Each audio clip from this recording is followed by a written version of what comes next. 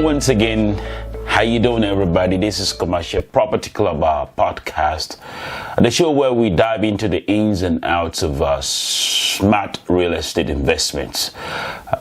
This is your go-to show for actionable insights and trends in the real estate world. I'm your host today, Ola Ibiwoye, and today we'll be diving into a crucial topic, a topic that I find very interesting when it comes to medical practitioners, your physicians, your pharmacists, your dentists, your nurses, and your savvy investors out there.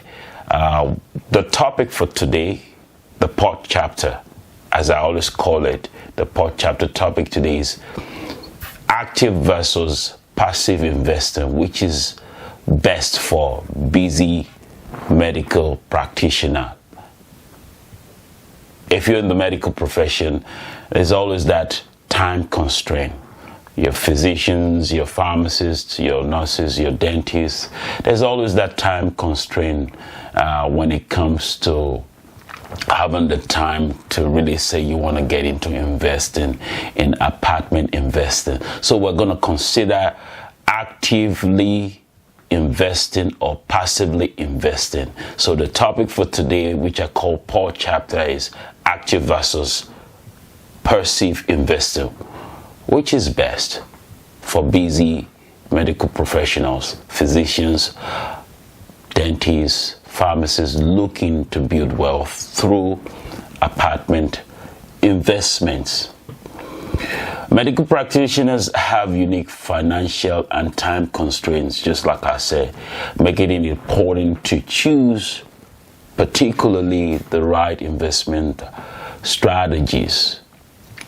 So today we'll be exploring the pros and cons of three key investment approach when it comes to the likes of your syndication, REITs, or even direct ownership.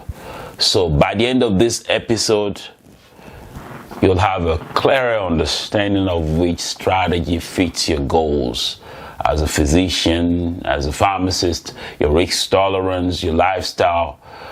Before we get started, actually, a quick reminder of my viewers out there, my listeners out there, please subscribe to my podcast here at Commercial Property Club podcast. I'll leave a review if you find it valuable, the contents that we're sharing, if it's very impactful and helpful. Please don't hesitate to leave a comment, leave a review on our YouTube channels, or send me even a direct inbox message on LinkedIn or on other social media platforms that you would see us, Instagram as well as LinkedIn and even Facebook. So we're going to start the show as soon as I come right back. So grab your coffee, grab your notebooks, and take some notes. So thank you for joining me once again. This is Ola Ibiwoye here at Commercial Property Club podcast, a subsidiary of Estateserve Investment. Today, like I said, we will be diving into the pros and cons of active investing versus passive investing in apartment investments for busy professionals in the medical sector. Today, we'll start by even asking ourselves, active versus passive investing. What does it really mean? Let's define active investing. This actually involves direct involvement in the acquisition and the management of your investments. In other words, optimizing real estate properties. Investors that are responsible for finding deals, securing the financing that goes with the deal, and also overseeing the property management to ensure, at the end of the day, profitability. In other words, in the day-to-day running of the asset, to make sure the investment or the business plan comes to fruition, that's actively getting involved in the investment per se.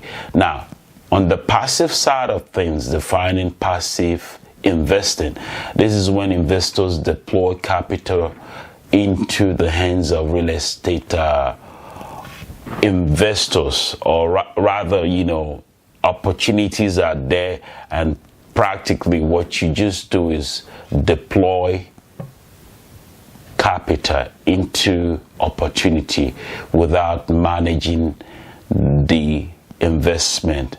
In other words, the day-to-day operations of the property, the investment, it's not within what you will get involved with if you're a passive investor, if your part of things is investing passively. So passive investors rely on professional managers to handle assets. The performance also too, while they reap the benefits of the cash flow and appreciation, sometimes is always the best way to get involved in investment. If you don't want to bother yourself about the ins and outs of a daily management of a property or an investment, in an apartment investment, you want to be on the passive side of things. So let's compare the levels of control, efforts, and risk involved in each of these approach. Like I said, active investing versus passive investing. When it comes to active investing, the levels of control is pretty much very high. The levels of effort too is high. So it translates into high potential returns. Now, when it comes to passive investing, there's lower control. Like I said, the involvement is lower effort, and pretty much you get into it with a stable return. The returns are stable. Now, let's consider another aspect of things. In particular, in syndication, the passive approach with a direct asset connection. What are the pros of this involvement? This allows you, maybe a physician, pharmacist, to own real estate without managing the hassle or the day-to-day running of this particular investment. Potential high returns and tax advantage also too will be part of the benefits you're getting from this investment, including the likes of your depreciation and also your 1031 exchange. Access to larger and even institutional quality deals will be on the table in situation of syndication that may not be available for individual investors if you're going to do it by yourself. Then also to the aspect of professional property management and asset oversight in terms of when it comes to the operation of the asset. So there's that less involvement in terms of when it comes to the stress aspect of it. There's little contact you make with this property. What are the cons of this situation? Lack of liquidity. Capital is often tied up for about say like a scope of about 3-5 years, sometimes up to 7 years or longer. So limited control over asset decisions. As general partners make key choices, mostly general partners are the ones that make the decisions because they're practically doing the day-to-day running of the asset. Then it requires significant due diligence on the aspect of the sponsors, markets, and the deal structuring or to ensure alignment with investment goals. Higher minimum investment requirements compared to your REITs. So let's talk about the third aspect of things in which the REITs aspect of them, the stock market answer to real estate investing. That's the REIT. That's another aspect I want us to talk about today. What are the pros and of this aspect of thing? Highly liquid. Investors can buy and sell shares like stocks, because that's where you get involved in real estate. But on the that's with the Wall Street, you get involved with this aspect of real estate in the aspect of investing in stocks. Instant diversification across different real estate asset classes can also be possible, such as residential, commercial, even industrial, as well as your healthcare properties. So no active management is required in this kind of investing. Professional teams handle all these acquisitions, development, and property operations. Then also to lower investment minimum entry point compared to your syndications or even to your direct ownerships. What are the cons of this aspect of real estate? No direct ownership means investors do not benefit from tax advantages like your depreciation. I talked about depreciation earlier on. Your 1031 exchange, that was when I was talking about the syndication aspect of things. But when it comes to REITs, there's not that much of that advantage, which is then also to the correlation with stock market fluctuation can bring in volatility.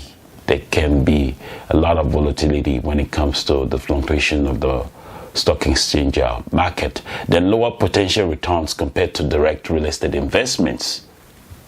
As fees and market efficiency cap upside potential. So dividend yields can fluctuate depending based on market conditions and REIT performance. Another aspect of things that I want to talk about, which is the fourth thing, is direct ownership. The hands-on wealth builder. The hands-on wealth builders. This means that you have full control over this property. You select your property, you decide on the management decisions, and you structure your own exit strategies. So potential for high return is there through forced appreciation, rental income, and also to your cash flow. That's in your direct ownership.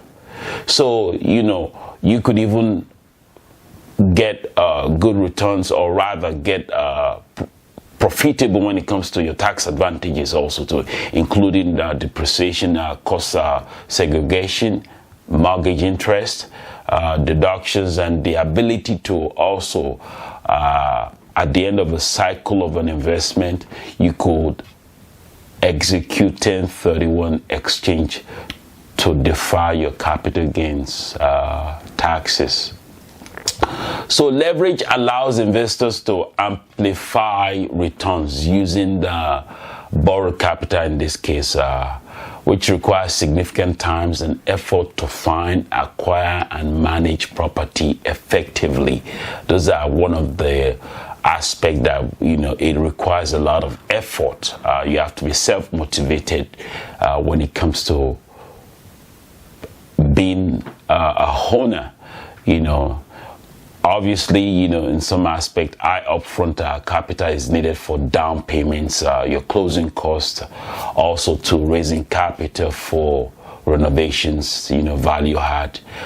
Direct exposure to market risk, also to tenant issues, maintenance expenses, and regulatory changes. I mean, those are the some aspect I would say I won't say unpleasant, but really requires effort, actually. So you really have to be self-motivated to be able to stand up to these challenges, little depending on how big the property is or what it entails. So even active management responsibilities that you may have to offer. That is, if you're not engaging a third party. Unless you hire a third party, then obviously that will eat into your returns, actually, your net income. So which strategy is best for busy medical professionals like your physicians, your pharmacists, your dentists? Let's discuss investment goals, risk tolerance, availability of time influences these decisions. It's not one size fits all. Actually, the decisions will be tailored towards what your investment goals are. You could take on REITs, which is more simpler if you think you're too busy or you're not available to commit your capital to syndication. So fully passive option that offers liquidity or diversification. So what is the best format for physicians, dentists, pharmacists seeking passive income with high returns? I would say it's syndication. A balance between passive investment and real estate ownership benefits, offering tax advantage and better return potential than the likes of your REITs, actually. So that, I would say, is as an edge for medical practitioners, your physicians, dentists, and nurses and pharmacists, like I said. So, but those people that, if you find yourself willing to be hands on deck, maybe going through the experience of owning a property, running it by yourself, because out of running it by yourself, you get to experience hands on deck on how to do how to take a deal from the beginning to the end. Direct ownership would be the way to go. Ideal for those who want full control and are comfortable managing property, or hiring property manager also too. Sometimes, investing in REITs and syndication, or owning a few property while diversifying into the likes of your REITs also too could, or getting involved in syndication or owning a few. You just gotta look at your investment goal. You could diversify. You could have some stock portfolio of real estate in REITs, and also to balance it out with getting involved with a few syndications out there with experienced groups, or you buy a small property and start with get involved with by owning directly. So actively investing or passively investing was the title when it comes to investing in apartment investment. In conclusion, this is what I'm going to just say. Each approach has its trade-offs. The best choices depend on individual circumstances, financial goals, investment style. I encourage you, all my listeners, to assess your goals, look at your risk appetite, the availability of the times that you have in terms of other things that you're involved with, family, career, or other things that you might be in before choosing an investment strategy.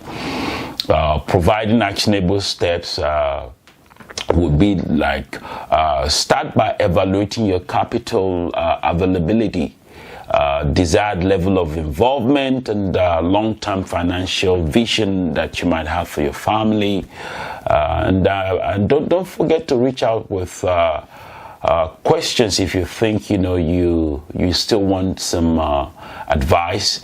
I'll share my experience with you.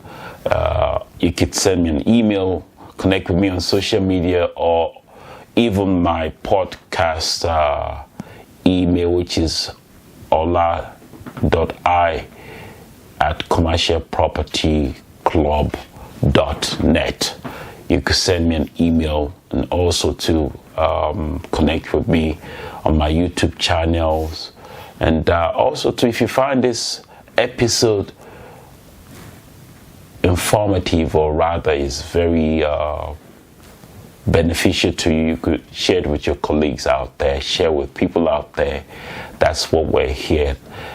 We're here to share knowledge with people trying to get into medical practitioner and getting into the investment world of apartments.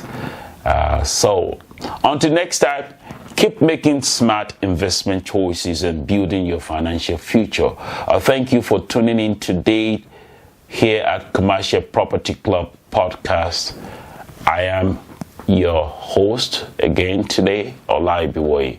If you find today's chapter episode helpful, don't forget to subscribe, leave a review, like I said, share it with somebody out there, send me questions, and also too, if you think you have a topic that you want me to cover, don't forget to send me a note about it, okay? I will see you next time when we are in the studio recording another episode. Thank you.